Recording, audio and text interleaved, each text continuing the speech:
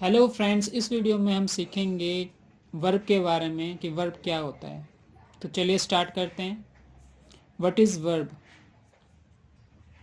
A verb is a word or a combination of words that indicates action or a state of being.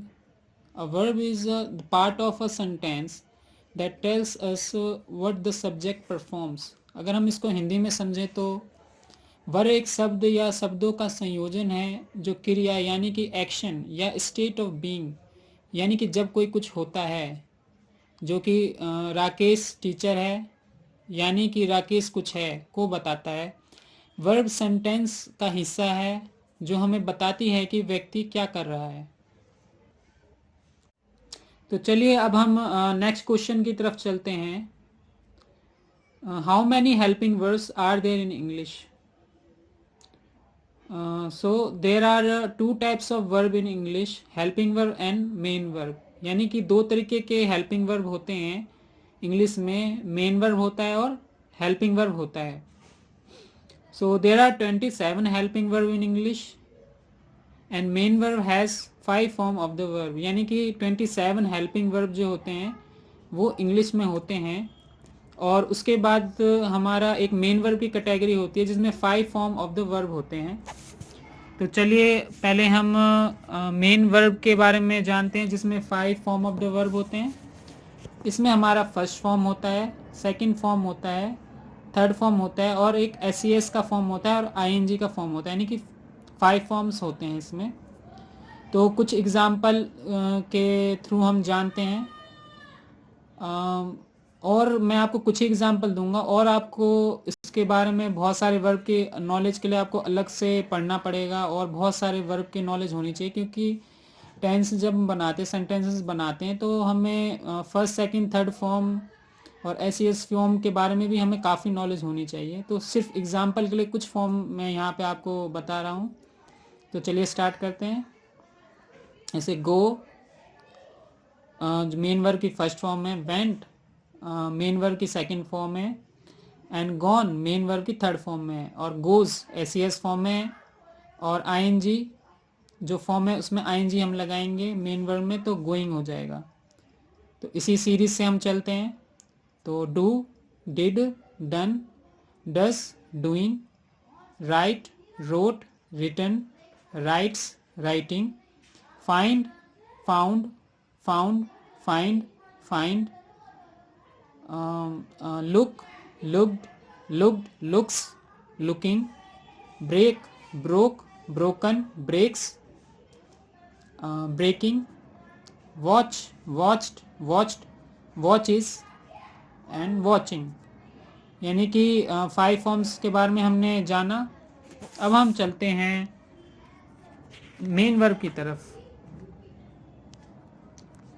अब हम चलते हैं helping verb की तरफ, और हम जानते हैं कि हेल्पिंग वर्ब को डीप से कि कितने कितने होते हैं। तो इस हेल्पिंग वर्ब को बताने के लिए मैंने क्वेश्चन आंसर का यूज़ किया है, और क्वेश्चन आंसर के थ्रू हम समझते हैं। What do you mean by auxiliaries? Auxiliaries means helping verb, यानी कि हेल्पिंग वर्ब को ऑक्सिलरीज भी बोला जाता है। How many auxiliaries are there in English? There are 27 auxiliaries in English. यानी कि 27 ऑक्सिलरीज या हेल्पिंग वर्ब इंग्लिश में होते हैं। How many categories are they divided? यानी कितनी कैटेगरी में ऑक्सिलरीज या हेल्पिंग वर्ब को डिवाइड किया गया है। So they are divided into 2 categories, primary helping verb and modals helping verb. यानी कि जो ऑक्सिलरीज या हेल्पिंग वर्ब है उसको 2 कैटेगरीज में डिवाइड किया गया हुआ है, primary helping verb and modals helping verb. How many primary helping verb are there in English?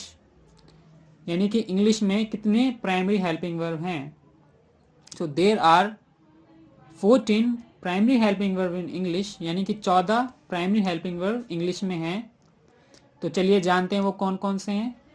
Primary helping verb को भी हम 3 कैटेगरी में डिवाइड करते हैं, बी की कैटेगरी, हैव की कैटेगरी और डू की कैटेगरी। तो बी की कैटेगरी में हमारे आते हैं is, am, are, was, were, been, being. और हैव की कैटेगरी में आते हैं हमारे हैज, हैड। और डू की कैटेगरी में आते हैं हमारे डज और डिड। यानी इस तरीके से हमारे 14 helping verb primary helping verb में हो गए।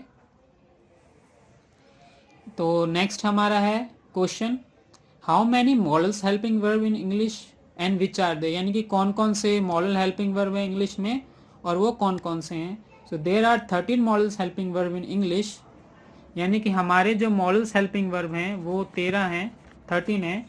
तो चलिए कि अब हम जानते हैं कि कौन कौन से हैं वो 13 मॉडल हेल्पिंग वर्ब। तो वो है हमारे shall, will, should, would, can, could, may, might, ought to, need, dare, used to and must।